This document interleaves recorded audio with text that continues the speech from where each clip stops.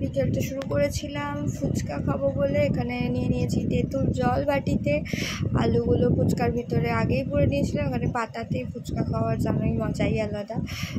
তো এবার ফুচকা খেয়ে যাওয়ার ছিল আমাদের একটা সুন্দর জন্মদিন বাড়িতে। এটা হলো বনির জন্মদিন, তো আমরা ওখানে যাবো বলে রেডি হওয়ার আর আগে একটুখানি ভালো মতো ছবি তুলে নিচ্ছি। এখানে আমি রেডি, আর রেডি হয়ে একটু ভিডিও করে দিচ্ছিলাম ইউটিউবে ছাড়বো বলে। আর ওয়েট করছিলাম বোন আসবে কখন কেক নিয়ে, তারপরে যাব। এখানে আমরা চলে এসেছি জন্মদিন বাড়ি। যা গরম, ঘেমে একেবারে সিদ্ধ হয়ে গেছি। এখানে কেক কাটা হচ্ছিল, আর আমার সোনাই বলছিল যে না আমি কেক কাটবো, তোমায় কাটতে হবে না। ও মামাকে কেক কাটতে দিচ্ছিল না, ওকে মারছিল। তো তারপর বুঝিয়ে বাজিয়ে আমরা একটু বললাম যে চলো কেক কেটে নিই বলে, ওকে বুঝিয়ে বাজিয়ে যাইও একটু দুষ্টুমি করার পরে কেক কাটতে দিয়েছিল।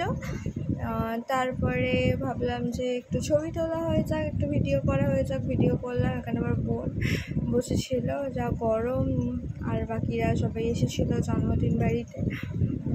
ছোটো তো লজ্জাতে মুখই ঘুরিয়ে নিল। যাই হোক, কেক কাটানো হয়ে গেছে, এবার কেক খাওয়ানোর পালা। তো কেক খাওয়ানো হচ্ছিলো সবাইকে। আর এখানে সবাই বাগান থেকে ভূতগুলো বেরোচ্ছিলো কেক খায় বলে। তারপরে একটু খাওয়া দাওয়া করে আমরা বাড়ি চলে এলাম আনন্দ করতে করতে। খুব মজা হলো। হ্যাপি বার্থডে বনি।